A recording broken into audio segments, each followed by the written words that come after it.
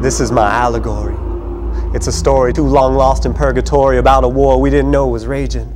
About a plague that's invading our bodies, invading our lives, man, it's killing our children. 1 million worldwide this year alone will have died from this hepatitis. From a virus inside us that's claiming the lives of our brethren, friends, and our fellow men fall into stillness by a preventable illness. This is my allegory. It's a story about victims invaded by villains. On the planet today, there are 400 million men, women, and children afflicted, affected. It comes unexpected. From sex unprotected, passed from mothers infected, from needles injected in vain. Our story's ever the same. Different face, different name, different life and location. Black, Latin, Caucasian, Hispanic, or Haitian. 3/4 infected today, now are Asian. It brings desecration to every nation, pervading the people, stifling salvation. And so we come here today with 3 stories for you, combined, intertwined, and they're probably true. Please listen intently to every word. Don't let this be the last echo of voices unheard. What's his name? Who is she? Where they come from? The unsung story of your daughter or someone's son. He was a child of a past guardian that had to let go because a future here might be too hard for him. Yeah, the last Manchurian candidate that have a better plate if he was adopted to the United States. Let's give him a name to match suburban schools. We'll call him Dave. Yeah, that'll do. Or maybe she's the child born to ecstatic immigrants, saving every penny pinched, move away on crowded ships. On Angel Isle, the smile was brighter than the rising sun, the gift of citizenship given to their little one. And all the opportunities found in the new world, they named her Ming Zhu. That's Chinese for the bright pearl. But every jewel has to come with its blemishes, hepatitis B, and the parents vertically transmitted it, and it festers inside the liver of Ming Zhu because she was born before the vaccine in '92.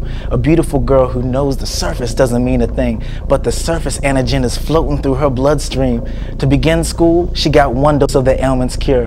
While in school, got the 2nd shot in the same arm. Still in school, got the 3rd. She's done for certain, but no, too little, too late. She already seroconverted.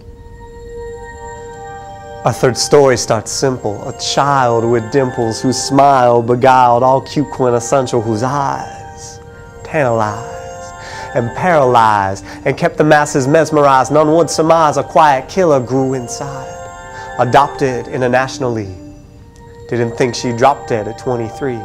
But no one saw the slow progression because symptoms don't start manifesting until late in the infection. By then, it was too late for intervention. Cancer already was spreading. A pain in her chest left her stressed, short of breath. Mama thought it was flu, but the cancer had crept liver, lung into breast. All her life she felt healthy, but in peace now she rests. #1 cancer killer caused by type B hepatitis, susceptible to vaccines and side effects occur minimally, with the capability of world eradication without continued viral immigration into this and other nations.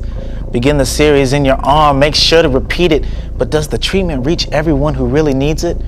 Remember Dave? Well, his body couldn't clear the virus, but because it's inside him, that doesn't really clear us of responsibility of giving the vaccine globally to all kids as a global remedy.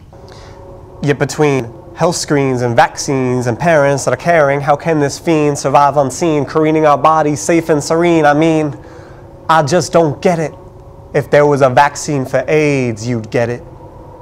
But before we start damning the carriers, let's examine the barriers to treatment, because I've seen that in this modern health practice there isn't equal access. Every baby born in this country now gets vaccinated promptly, but we don't treat our elderly or immigrants quite so fondly. The burden's on them to get tested or treated. The vaccine's not free and needs to be twice repeated, and if they find they're infected, the medicine is expensive, leaving the penniless pensive, as social stigma saps strength from remaining incentives.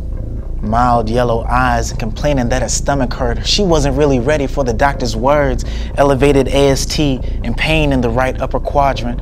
Hepatitis B antigen, that came back positive. But you want to know what Ming Zhu is most worried about after finding out? She thinks her daddy's gonna kill her because of social stigma of having disease that spreads sexually.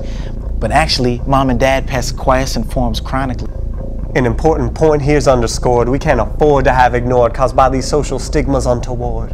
We must acknowledge better that there is a scarlet letter sewn into the sweater of those whom this disease has fettered. Because in many cultures' eyes, family ties define your lives, and the percept this disease belies leaves those affected ostracized, left on their own to survive.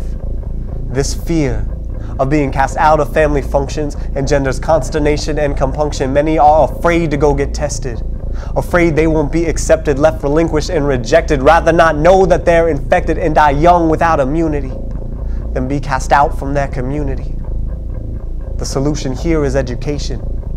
Reach out to all of your relations, teach your family, friends, and patients that you cannot pass this disease with a cough, a kiss, a sneeze, a hug, a touch. So please, I'm on my knees and I beseech you, embrace all those afflicted. They're your families and they need you.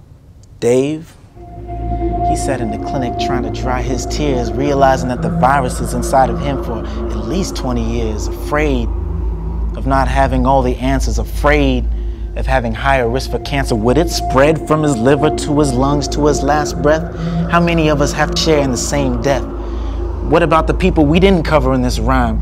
We said 3 stories multiply at least 100 million times. In the US, we're not immune in the least. Try 4,000 newly infected each week.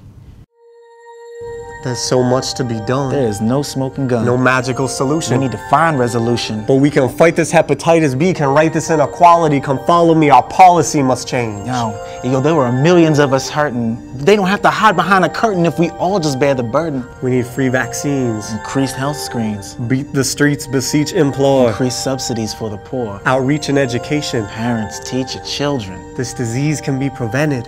If everyone gets tested, it's no longer a death sentence. Global vaccines can commence. Please listen, we're on a mission to change the system, but our vision isn't well-wishing. We have the knowledge and provisions to do this right. How many more of us will die before we finally stand up and fight?